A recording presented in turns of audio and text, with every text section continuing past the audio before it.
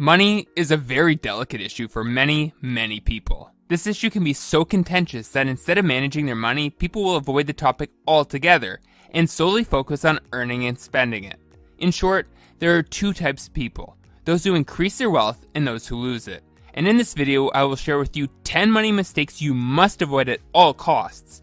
And if you're new to the channel, then hit the subscribe button below for more life-changing content. The truth is that keeping money is a lot harder than making it. It's not uncommon to see people who come into wealth through inheritance, lottery, or other windfalls and lose it in a short amount of time. A good example of someone who earned a ridiculous amount of money but lost it all is the famous boxer Mike Tyson. Despite earning over $300 million in his career, in 2003 he declared bankruptcy and was reported to be in more than $20 million worth of debt. Needless to say, that money mistakes happen, and these mistakes can cripple your finances no matter how much money you make. So let's get into the 10 mistakes that you must avoid. Number 1. Spending on drugs or cigarettes. Doing a drug or two in college may have been fun and seemed harmless in the moment, but the truth is that constant use can have negative effects on both your health and your wallet. If you calculate how much drug and cigarette users spend in a week or a year, you will see that many of them are hamstringing their ability to reach financial freedom. For example, a pack of cigarettes costs $9.08, and many cigarette smokers smoke a pack a day. This amounts to $63.56 a week, or $3,305.12 a year. The same amount of money could cover the property taxes on your home or a 2-week vacation, but sadly many drug and cigarette users fall into this habit through curiosity and peer pressure. The end result of this habit is a hefty toll on both your health and your wealth in the long term.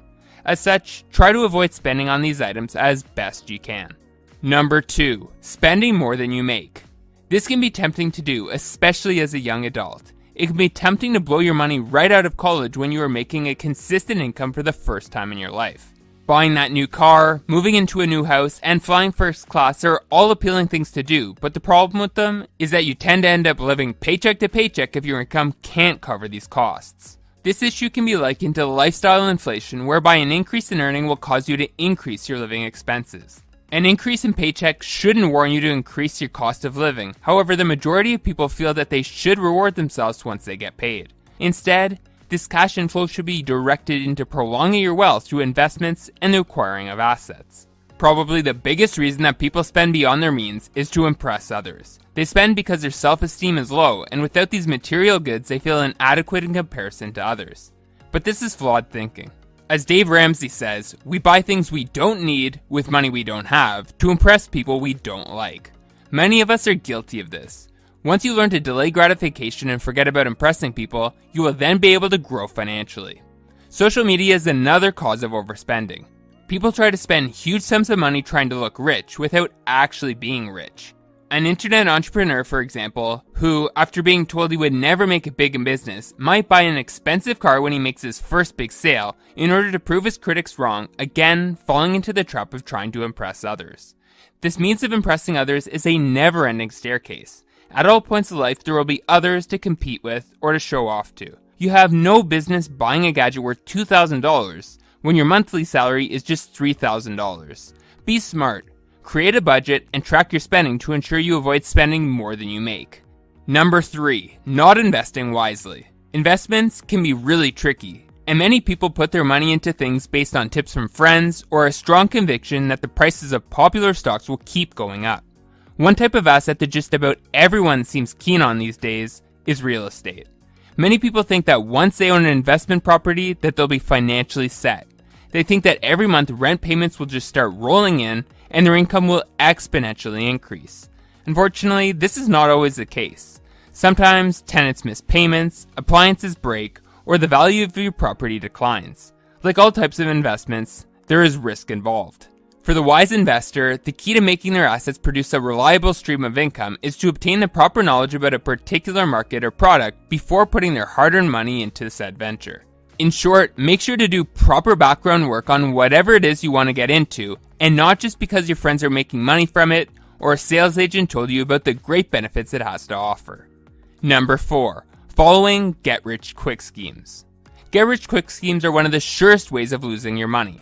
As the saying goes, Quick money brings quick problems, and following a money scheme is bound to get you in trouble. Get-rich-quick schemes include things like Ponzi schemes, pyramid schemes, and make-money overnight offers, and are all set up to make the scheme originator rich by taking your hard-earned money. If you're looking into new business ventures and see opportunities that promise high returns with small risk, then tread with caution. Think of it like this: if it takes 20 years in a career to make $200,000, and a new venture is saying that you can make that amount of money in a year, then if it was legitimate, wouldn't everyone be doing it? In short, when it comes to making money fast, always employ your best judgment before signing on the dotted line. Number 5, not having an emergency fund.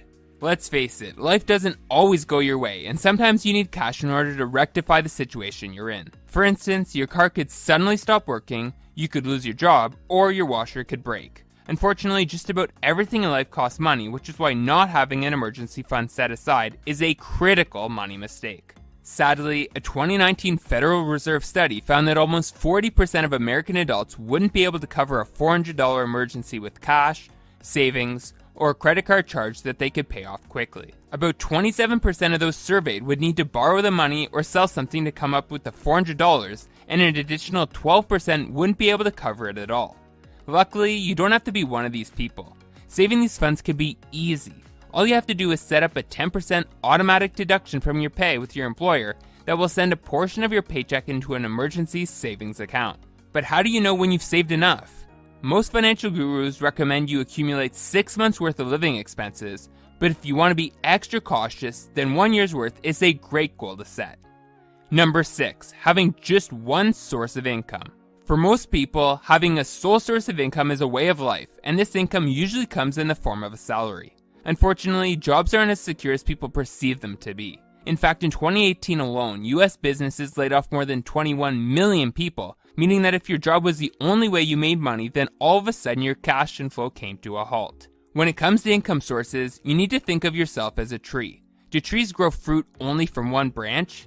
The simple answer is no. They have different branches producing flowers and fruits. And so should you. You should keep developing and learning new ways to let your income work for you.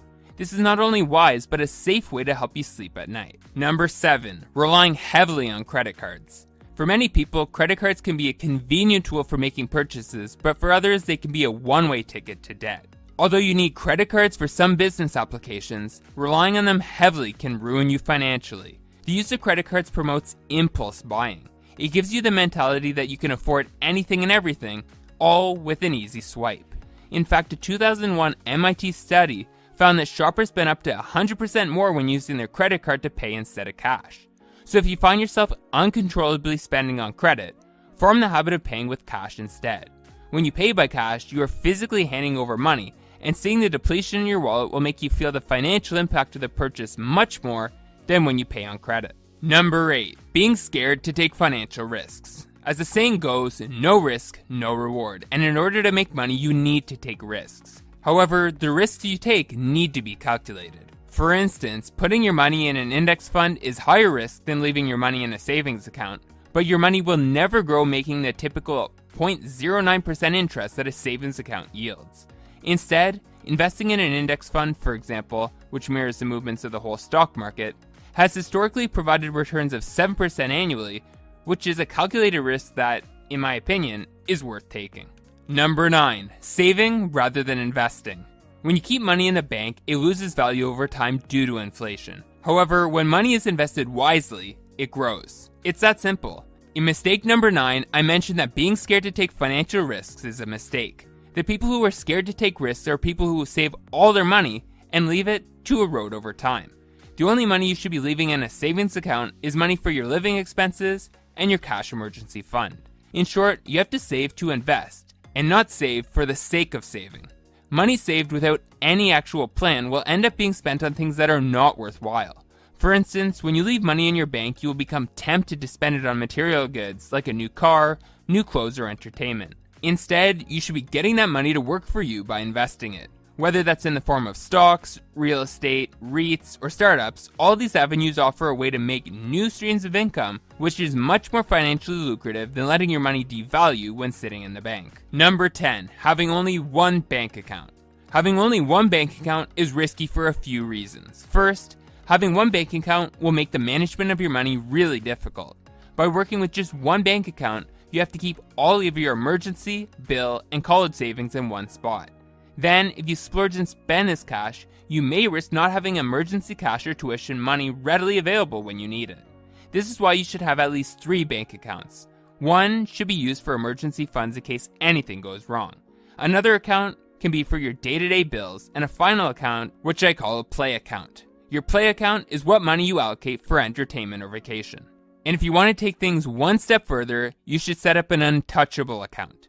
This account can be used as a savings account that paycheck deductions are directed to every single month, so you can automate your savings process and ensure your wealth grows over time. Thanks for watching. If you want to go from the life you have to the life you deserve, then hit the subscribe button now.